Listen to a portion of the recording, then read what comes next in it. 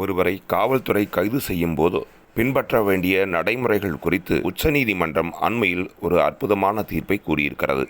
அதன் அடிப்படையில் என்னென்ன நடைமுறைகளை கடைபிடிக்க வேண்டும் என்று சென்னை உயர்நீதிமன்றத்தின் மூத்த வழக்கறிஞர் திரு ராதாகிருஷ்ணன் அவர்கள் எளிமையான முறையில் விளக்குகிறார். இந்திய அரசமைப்பு சட்டம் தொடங்கி 75 ஆண்டுகள் கடந்துவிட்டன. அதில் உள்ள ஆர்டிகிள் 22(1) ஆஃப் த கான்ஸ்டிடியூஷன் என்ற பிரிவு நேற்றுதான் அந்த பிரிவை பற்றி ஒரு சரியான தீர்ப்பு வந்துள்ளது. ஆர்டிகிள் 22(1) என்பது கைது செய்யப்படுபவர்களை பற்றிய தீர்ப்பு. 22(1) படி கைது செய்யப்படும் ஒருவர் யாராக இருந்தாலும் ஏன் அவர் கைது செய்யப்படுகிறார் என்பதை பற்றிய காரணங்களை கைது செய்பவர் அவரிடம் கூற வேண்டும். இதுதான் ஆர்டிகிள் 22(1). அந்த காரணத்தை எப்பொழுது சொல்வது என்பது பிரச்சனை. கைது செய்யப்பட்ட பின்னரா, கைது செய்யப்படும் பொழுதா, அல்லது மேஜிஸ்ட்ரேட்டிடம் அவரை கொண்டு செல்லும் பொழுது அவர் ரிமாண்ட் செய்வாரே அப்பொழுதா, எப்பொழுது அந்த காரணங்களை அவரிடம் சொல்ல வேண்டும்? இதுதான் உச்சநீதிமன்றத்தின் முன்னால் வைக்கப்பட்ட கேள்வி. நேற்று உச்சநீதிமன்றத்தின் முதல் அமர்வு, சீஃப் ஜஸ்டிஸ் கவாய் அவர்களின் அமர்வு ஒரு உன்னதமான தீர்ப்பை வழங்கியுள்ளது. அந்த தீர்ப்பு எல்லோரையும் அடைய வேண்டும் என்பதுதான் என்னுடைய குறிக்கோள். அந்த தீர்ப்பில் அப்படி என்னதான் சொல்லப்பட்டுள்ளது? ஒருவர் கைது செய்யப்படுகிறார் என்று வைத்துக் கொள்வோம். கைது செய்யப்பட்டதுமே எந்த காவல் அதிகாரியும் அவரிடம் ஏன் கைது செய்யப்படுகிறீர்கள் என்பதை பற்றிய காரணத்தை விளக்குவதில்லை. நாமே பார்த்திருக்கிறோம். சமீபத்தில் சானிட்டரி ஒர்க்கர்ஸ் அஜிடேஷன் இங்கு நடந்தது. அப்பொழுது நள்ளிரவில் ஒரு பெண் வழக்கறிஞர் காவல் அதிகாரிகளை பார்த்து ஏன் என்னுடைய நண்பரை கைது செய்கிறீர்கள் என்று கேட்டார். ஆனால் அதற்கு பதில் சொல்லாமல் அவரையும் கைது செய்தது காவல்துறை.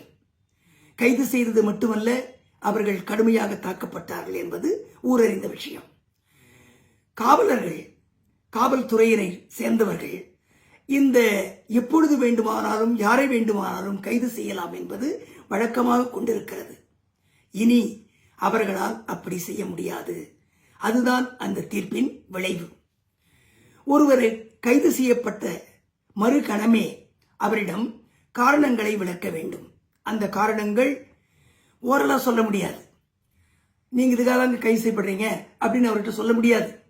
நீங்கள் எழுத்துப்பூர்வமாக அந்த காரணங்களை கொடுக்க வேண்டும். எப்பொழுது கொடுக்கலாம் அந்த காரணங்களை என்று கேட்டால், மேஜிஸ்ட்ரேட்டிடம் அழைத்து செல்லப்படும் முன்னர் அட்லீஸ்ட் 2 மணிகளுக்கு முன்னாக, 2 hours பிஃபோர் அந்த காரணங்களை அவருக்கு நீங்கள் கொடுக்க வேண்டும். ஒருவேளை அந்த காரணங்களை கொடுக்கவில்லை என்றால் அந்த கைதும் செல்லாது.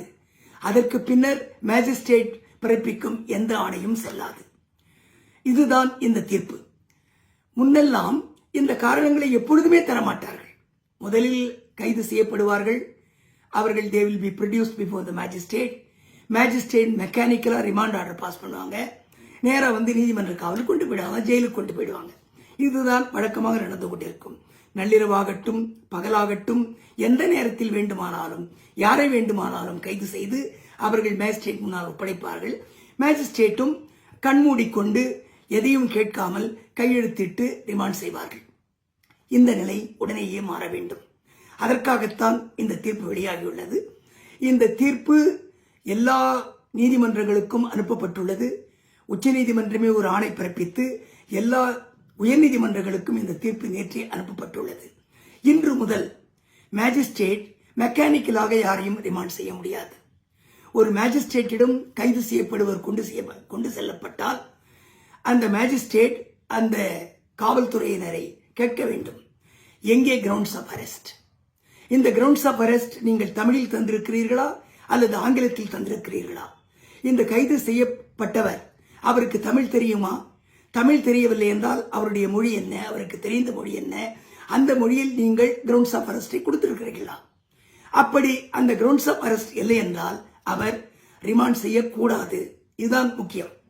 கிரவுண்ட்ஸ் ஆஃப் அரெஸ்ட் அந்த ரிமாண்ட் ரெக்வஸ்டில் இல்லை என்றால் மேஜிஸ்ட்ரேட் கைது செய்யப்படுபவரை ரிமாண்ட் செய்வதற்கு அதிகாரம் இல்லை. ஒருவேளை அவர் ரிமாண்ட் செய்தால் நிச்சயம் அவர் மீது ஒழுங்கு நடவடிக்கை எடுக்கலாம். மக்களே சென்று தலைமை நீதிபதியிடம் முறையிடலாம். தலைமை நீதிபதி ஒழுங்கு நடவடிக்கை அந்த மேஜிஸ்ட்ரேட் மேல் எடுக்கலாம். இதுதான் முக்கியம். இன்று முதல் யாராக இருந்தாலும் judicial magistrate, first class jurisdictional judicial magistrate யாராக இருந்தாலும், யார் தன் முன்னால் கைது செய்யப்பட்டவர் நிறுத்தப்படுகிறார்களோ உடனேயே நீங்கள் கேட்க வேண்டிய கேள்வி, எங்கே grounds of arrest? Grounds of அரெஸ்டை கொடுத்து விட்டீர்களா? கொடுத்துவிட்டு பின்னர் வாருங்கள் என்று சொல்ல வேண்டும். அது மட்டுமல்ல, இந்த கிரவுண்ட்ஸ் ஆஃப் அரெஸ்ட் 2 மணி நேரத்திற்கு முன்னதாக கொடுக்கப்பட்டுள்ளதா என்பதை ஜுடிஷியல் மேஜிஸ்ட்ரேட் பரிசீலிக்க வேண்டும். 2 மணி நேரத்திற்கு முன்னதாக அந்த கிரவுண்ட்ஸ் ஆஃப் அரெஸ்டை அவரிடம் கைது செய்யப்பட்டவரிடமோ அல்லது அவரது நண்பரிடமோ அல்லது அவருடைய உறவினரிடமோ கொடுக்க வேண்டும். இல்லை என்றால் அந்த கைதும் செல்லாது, மேஜிஸ்ட்ரேட்டும் எந்த ஆணையும் பிறப்பிக்க முடியாது. இந்த தீர்ப்பை அனைவரும் அறிந்து கொள்ள வேண்டும் என்பது என் விளைவு. பொதுநலன் கருதி வெளியிடுவோர் உங்கள் அபிமான வாலு டிவி.